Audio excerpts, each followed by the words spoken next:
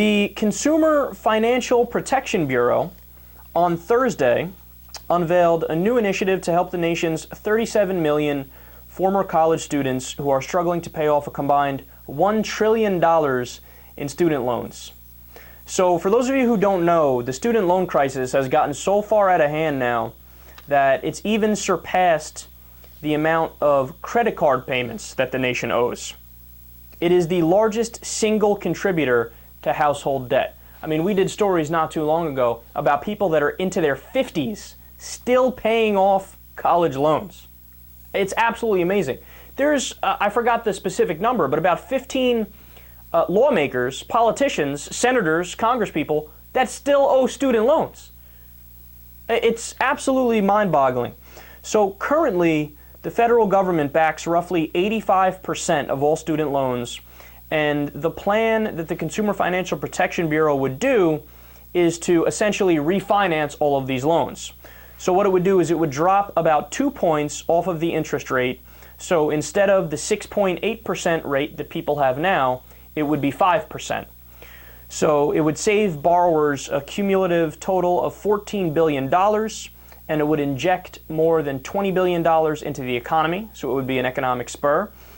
And there's relatively little downside to this as well, because as it stands right now, the government would make $34 billion on these loans. So even with refinancing them, there's actually no net loss to the government.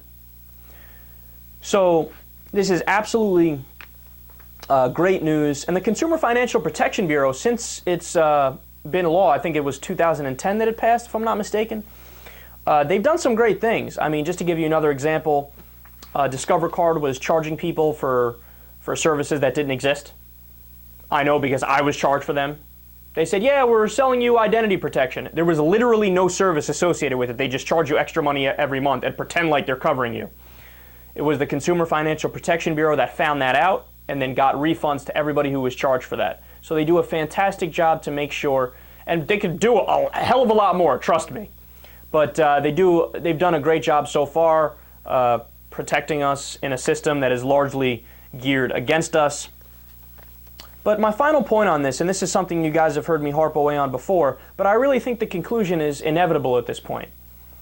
Here we have a system where student loans is the biggest debt crisis we have. Now, you guys know I think there's going to be another huge economic downturn coming. I don't know if it's going to be as a result of the student loan crisis, and I don't know, it might have something to do with the derivatives market because it's so out of control and completely unregulated.